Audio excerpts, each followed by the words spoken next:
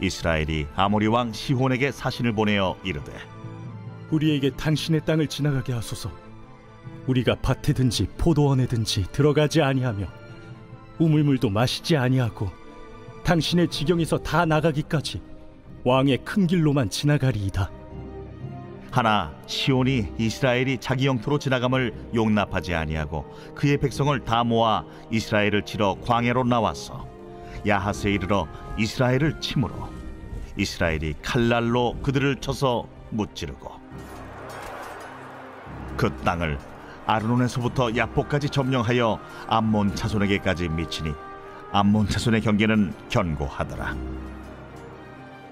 이스라엘이 이같이 그 모든 성읍을 빼앗고 그 아모리인의 모든 성읍 헤스본과 그 모든 촌락에 거주하였으니 헤스본은 아모리인의 왕 시혼의 도성이라. 시혼이 그전 모압 왕을 치고 그의 모든 땅을 아르논까지 그의 손에서 빼앗았더라. 그러므로 시인이 읊어 이르되 너희는 헤스본으로 올지어다. 시온의 성을 세워 견고히 할지어다. 헤스본에서 불이 나오며 시온의 성에서 화염이 나와서 모압의 아르를 삼키며 아르논 높은 곳의 주인을 멸하였도다. 모압아, 내가 화를 당하였도다. 그모스의 백성아, 내가 멸망하였도다. 그가 그의 아들들을 도망하게 하였고 그의 딸들을 아모리네 왕 시온의 포로가 되게 하였도다. 우리가 그들을 쏘아서 헤스본을 디본까지 멸하였고 메드바에 가까운 노바까지 황폐하게 하였더라. 이스라엘이 아모리인의 땅에 거주하였더니 모세가 또 사람을 보내어 야세를 정탐하게 하고 그 촌락들을 빼앗고 그곳에 있던 아모리인을 몰아내었더라. 그들이 돌이켜 바산길로 올라가매 바산왕 옥이 그의 백성을 다 거느리고 나와서 그들을 맞아 에드레이에서 싸우려 하는지라. 여호와께서 모세에게 이르시되 그를 두려워하지 말라. 내가 그와 그의 백성과 그의 땅을 네 손에 넘겼나니 너는 헤스본에 거주하던 아모리인의 왕 시온에게 행한 것 같이 그에게도 행할지니라. 이에 그와 그의 아들들과 그의 백성을 다 쳐서 한 사람도 남기지 아니하고 그의 땅을 점령하였더라. 이스라엘 백성들이 이제 정말 가나안 땅을 눈앞에 두고 있습니다.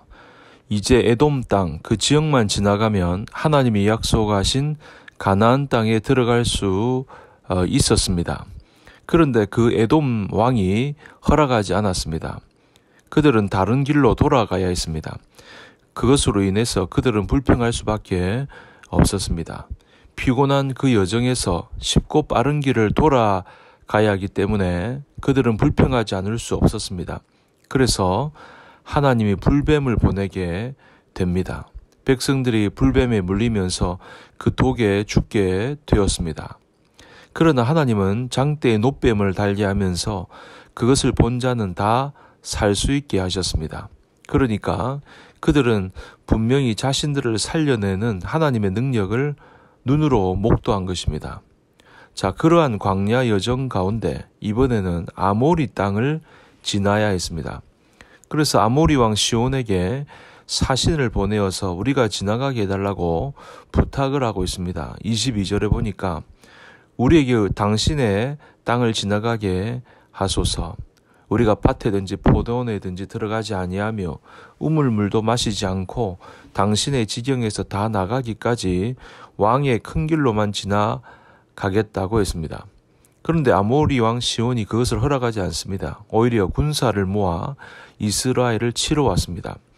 이스라엘 백성들이 눈앞에 가나안을 두고도 이제 하루만 가면 갈 수 있는 길인데도 하나님이 빙 둘러가게 하시더니 이번에는 또 그 길에서 아모리 군사들을 만난 것입니다. 그러나 이스라엘이 그들을 쳐서 무찌르게 됩니다.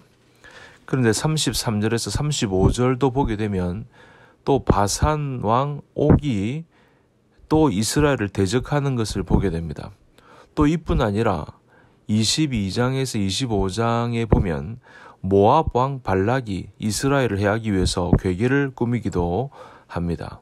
그러니까 이스라엘 백성들은 약속의 땅을 앞에 두고도 빙 둘러가게 하시더니 가나안 주위에 있는 나라들을 만나게 하면서 계속 그들과 전쟁을 하게 하셨습니다. 그들의 전쟁은 끊어지지 않았습니다.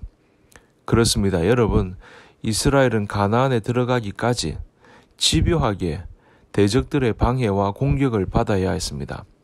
그리고 가나안에 들어가서도 마찬가지죠. 이와 마찬가지로 오늘날 영적인 가나안을 나아가는 성도들을 향해서 악한 세력은 끊임없이 공격을 하게 됩니다. 하나님은 분명히 이스라엘 백성들에게 가나안 땅을 주시겠다고 약속하셨습니다. 그러나 이미 약속하셨지만 그 약속의 땅을 얻기 위해서 이스라엘을 계속 공격해오는 악한 세력이 있다는 것이고 또 그 세력에 대해서 싸우고 또 싸워서 이겨내야 하는 것입니다. 우리 믿는 사람들은 하나님이 이미 이 땅에서의 승리를 약속하셨습니다. 부활하신 주님으로 인해 그를 믿는 모든 자는 이 땅에서 이미 승리하게 되었습니다. 그러나 승리했지만 매일매일 우리에게 다가오는 영적인 공격들이 있습니다.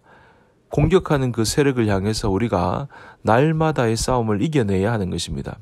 여러분, 우리 성도들 또 우리 교회는요, 날마다의 싸움을 싸워야 하는 공동체입니다. 마태복음 16장 18절에 보니까 또 내가 내게 이르노니 너는 베드로라. 내가 이 반석 위에 내 교회를 세우리니 음부의 권세가 이기지 못하리라. 예수님이 내 교회를 세우리니 음부의 권세가 이기지 못하리라고 말씀하셨습니다. 그러므로 교회는 영적 전쟁을 하는 공동체입니다. 이기도록 부르심을 받았습니다. 음부의 권세를 이기도록 부름을 받았습니다. 그러므로 교회는 영적인 전투 공동체여야 합니다. 교회는 지난 2000여 년 동안 치열한 싸움을 해왔습니다. 이 싸움은 예수님이 이미 이기신 싸움이고 교회가 이길 수밖에 없는 싸움입니다. 그런데 지금 교회는 영적인 야성을 잃어버렸고 승리했다는 확신도 잃어버렸습니다. 과거에 미국 프로야구에서 뛰고 있는 제레미 스캇 브라운이라는 선수가 있습니다. 몸무게가 120kg나 나가는 선수였고 홈런 아니면 1루타밖에 칠 수밖에 없는 한계가 있는 선수였습니다. 그런데 어느 날 희한한 일이 벌어졌습니다. 자기가 공을 쳤는데 이번에는 1루가 아니라 2루까지 가봐야 되겠다고 생각을 한 것입니다. 그런데 2루로 가다가 넘어진 겁니다. 안 되겠다 싶어서 다시 1루로 돌아가게 되었습니다. 그러면서 심판과 1루수를 쳐다보았는데 그들이 이런 말을 했습니다. 야, 너 홈런 쳤어. 알고 보니 홈런을 친 선수가 1루를 거쳐 2루로 가다가 넘어진 것입니다. 자기가 홈런을 쳤는데도 그것을 모르고 넘어져서 다시 1루로 가는 그 모습을 보면서 마치 우리 성도들이 그러한 모습으로 살고 있지 않는가 생각을 하게 됩니다. 분명히 예수님이 이렇게 말씀하십니다. 내가 세상을 이겼노라. 내가 세상을 이겼다고 말씀하셨습니다. 그런데 이긴 줄 모르고 살아가는 성도들, 교회가 많다는 거죠. 영적 전쟁에서 승리했는데 승리한 줄 모르고 살아가고 있는 것입니다. 교회는 예수님으로 인해서 이미 승리했습니다.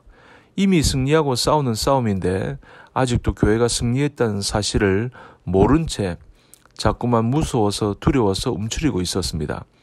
우리가 이미 승리한 싸움을 하고 있는데 아직 우리에게는 그러나 여전히 잔당들이 남아 있습니다. 그래서 싸울 것을 말씀하십니다. 에베소서 6장 12절에 우리의 씨름은 혈과 육에 대한 것이 아니요 정사와 권세와 이 어두움의 세상 주관자들과 하늘에 있는 악의 영들에 대함이라. 우리는 오늘 영적 싸움에서 승리했습니다. 그러나 여전히 우리는 싸워야 합니다. 마귀와 싸워야 하는 것입니다. 이겨놓고 싸우는 싸움입니다. 그러므로 날마다 다가오는 이 영적 전쟁에서 말씀으로 무종하고 또 영적으로 끼어 있어서 마귀의 잔당들을 다 무찌르고 승리하는 저와 여러분 모두가 될 수 있기를 주님 이름으로 축복합니다.